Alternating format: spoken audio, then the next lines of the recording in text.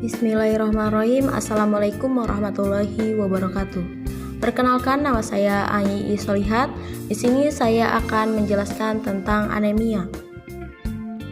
Anemia adalah kondisi tubuh ketika kekurangan sel darah merah atau sel darah merah tidak berfungsi dengan baik, sehingga mengakibatkan organ tubuh tidak mendapat cukup oksigen, sehingga penderita anemia pucat dan mudah lelah. Anemia dapat terjadi sementara atau jangka panjang, dan tingkat keparahannya dari ringan sampai yang berat. Anemia merupakan gangguan darah atau kelainan hematologi yang terjadi karena kadar hemoglobin berada di bawah normal. Jenis-jenis anemia. Yang pertama yaitu anemia akibat kekurangan zat besi. Kekurangan zat besi membuat tubuh tidak mampu menghasilkan hemoglobin. Kondisi ini bisa terjadi akibat kurangnya asupan zat besi dalam makanan atau karena tubuh tidak mampu menyerap zat besi. Yang kedua yaitu anemia pada masa kehamilan. Ibu hamil memiliki nilai hemoglobin yang lebih rendah dan nilai ini normal. Meskipun demikian, kebutuhan hemoglobin meningkat saat hamil, sehingga dibutuhkan lebih banyak zat pembentuk hemoglobin, yaitu zat besi, vitamin B12, dan asam folat. Yang ketiga yaitu anemia akibat perdarahan.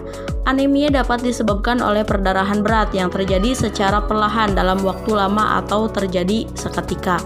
Penyebabnya bisa cedera, gangguan menstruasi, wasir, peradangan pada lambung, kanker usus, dan efek samping obat.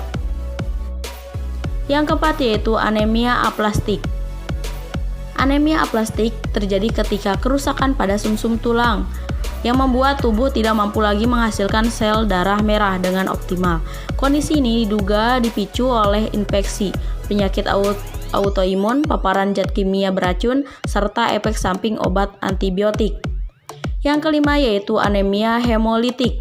Anemia hemolitik terjadi ketika penghancuran sel darah merah lebih cepat daripada pembentukannya. Kondisi ini dapat diturunkan oleh orang tua atau didapat setelah lahir akibat kanker darah. Yang keenam yaitu anemia akibat penyakit kronis. Beberapa penyakit dapat mempengaruhi proses pembentukan sel darah merah, terutama bila langsung dalam jangka panjang. Beberapa di antaranya adalah penyakit Crohn, penyakit ginjal, kanker, HIV/AIDS. Anemia sel sabit disebabkan oleh mutasi genetik pada hemoglobin. Akibatnya hemoglobin menjadi lengket berbentuk tidak normal, yaitu seperti bulan sabit. Seseorang bisa terserang anemia sel sabit apabila memiliki kedua orang tua yang sama-sama mengalami mutasi genetik tersebut. Yang terakhir yaitu talasemia. Talasemia disebabkan oleh mutasi gen yang mempengaruhi produksi hemoglobin. Seseorang dapat menderita talasemia jika satu atau kedua orang tuanya memiliki kondisi yang sama. Untuk gejala anemia sangat bervariasi tergantung pada penyebabnya. Penderita anemia bisa mengalami gejala berupa lemas dan cepat lelah, sakit kepala dan pusing, kulit terlihat pucat dan kekuningan, detak jantung tidak teratur, napas pendek, nyeri dada, dan dingin di tangan dan kaki. Gejala di atas awalnya sering tidak disadari oleh penderita, namun akan makin terasa seiring bertambahnya parah kondisi anemia.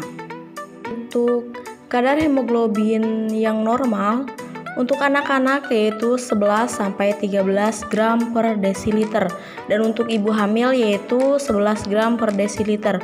Untuk laki-laki yaitu 14-18 gram per desiliter dan untuk perempuan 12-16 gram per desiliter. Jadi kalau kurang dari itu maka bisa dikatakan anemia.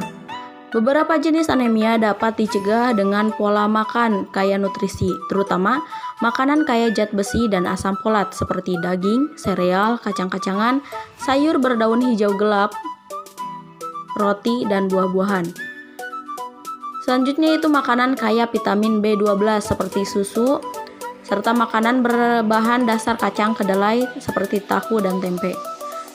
Selanjutnya itu buah-buahan kaya vitamin C, misalnya jeruk, melon, tomat, dan stroberi. Komplikasi anemia, jika dibiarkan tanpa penanganan, Anemia beresiko menyebabkan beberapa komplikasi serius seperti kesulitan melakukan aktivitas akibat kelelahan, masalah pada jantung seperti gangguan irama jantung dan gagal jantung, gangguan pada paru-paru misalnya hipertensi, dan komplikasi kehamilan antara lain melahirkan prematur atau bayi terlahir dengan berat badan rendah. Selanjutnya itu gangguan proses tumbuh kembang jika anemia terjadi pada anak-anak atau bayi dan rentan terkena infeksi. Intinya ketika kita merasakan gejala-gejala anemia atau kita sudah tahu positif anemia, maka harus ada penanganan lebih lanjut.